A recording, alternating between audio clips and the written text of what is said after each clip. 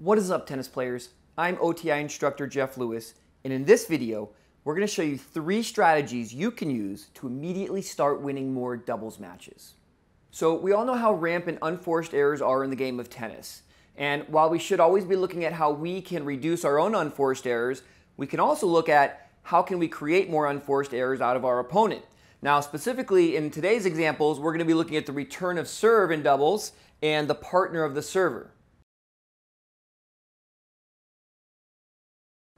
In my opinion, returning in doubles is way harder than returning in singles, and it's a great opportunity to try to get some unforced errors out of the player returning serve. And a lot of that has to do with what you're doing as the partner of the server.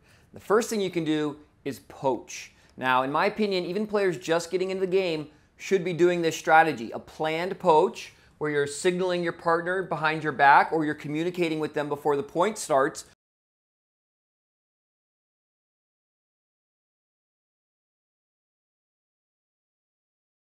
Or not just them, but also an improvised poach. If the returner hits the ball too close to you or even floats it further away, you really need to come across and get that ball. Now, basically what it does is it just makes that returner's target smaller than it even was before.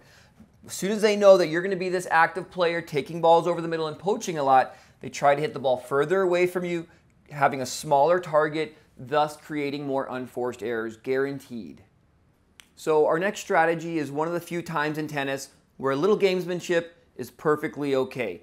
And that is by faking that you're going to poach. So once you've gone a few times, now it's in your opponent's head. A fake is just basically just making an abrupt movement to the center and then actually coming back into your position.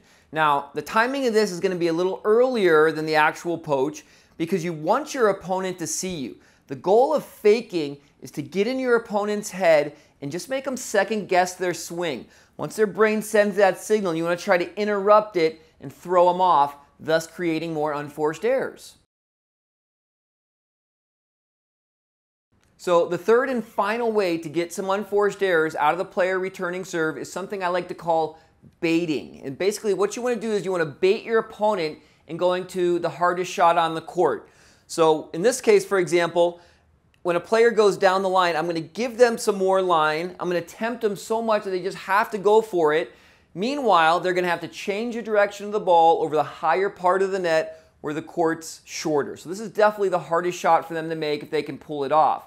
Now, this shot is definitely something you want to use when you have a player who's serving well and when you spot maybe a weakness in your opponent's fundamentals. Now, if you're familiar with OTI's instruction, you should start to be able to develop an eye for weaknesses in players' fundamentals. For example, if I see a player on this side that has maybe an outside-in pull on their backhand, I know this is going to be an extremely tough shot for them to go for. So I want them to go for it. I'm going to give them this. Now, before they hit it, you can go back into position a little so you still have a chance to get that ball. But this is a guaranteed strategy to get more unforced errors out of the return of server.